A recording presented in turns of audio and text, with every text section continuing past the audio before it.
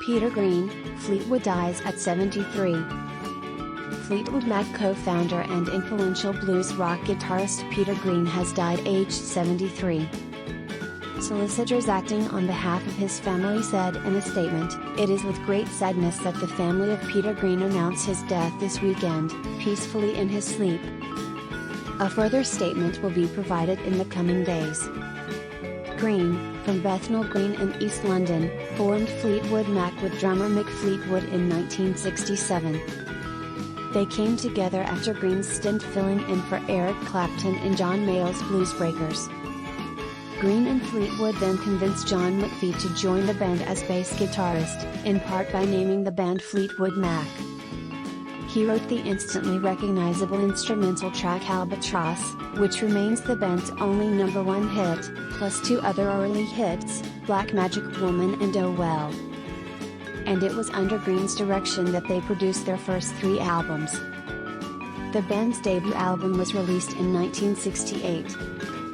Simply called Fleetwood Mac, but also known as Peter Green's Fleetwood Mac, it gained widespread acclaim and reached number 4 in the charts. Obituary, from humble beginnings to blues fame. Green left the band after a last performance in 1970 as he struggled with his mental health. He was eventually diagnosed with schizophrenia and spent time in hospital in the mid-70s. He married Jane Samuels in January 1978. They divorced in 1979 and share a daughter. Green was among the 8 members of the band, along with Fleetwood, Stevie Nicks, Lindsey Buckingham, John McVie, Christy McVie, Danny Kirawan and Jeremy Spencer, who were inducted into the Rock and Roll Hall of Fame in 1998. The news of his death comes days after Fleetwood Mac announced they would release a retrospective box set documenting the band's early years between 1969 and 1974. Musicians have led tributes to Green. David Coverdale, the lead singer of Whitesnake, said he was an artist he truly loved and admired. In a tweet, he said, "I supported the original Fleetwood Mac at Red Car Jazz Club when I was in a local band. He was a breathtaking singer, guitarist and composer. I know who I will be listening to today." Mumford & Sons guitarist Winston Marshall tweeted, "R.I.P. Peter Green. #GOAT. Men of the World, Oh Well, Albatross, Need Your Love So Bad. Some of my favorite songs and performances of all time. Thank you for the music." Actor David Morrissey praised Green's fantastic soulful voice while Black Sabbath's Geezer Butler described Green as one of the greats. And Scottish musician Mitchell tweeted, "One of the great ones gone. You taught me well." Peter Green was one of the greatest blues guitarists Britain ever produced.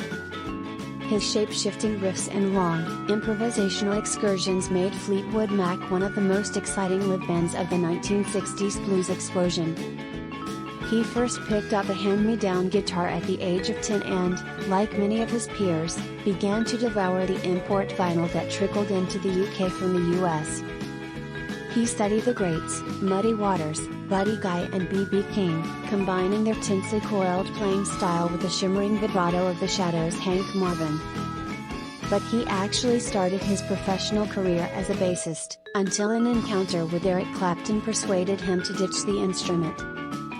"I decided to go back on lead guitar after seeing him with the Bluesbreakers. He had a Les Paul, his fingers were marvelous. The guy knew how to do a bit of evil, I guess." He later had the seemingly impossible task of taking over from Clapton in John Mayall's Bluesbreakers. Fans were unconvinced at first, but after a handful of incendiary performances, he won them over, earning the nickname the Green God. The singer-songwriter Cat Stevens, also known as Yusuf Islam, tweeted, "God bless the ineffable Peter Green, one of the unsung heroes of musical integrity, innovation and spirit. When I heard he left Fleetwood Mac in 1970 to get a real life and donate his wealth to charity, he became something of a model for me."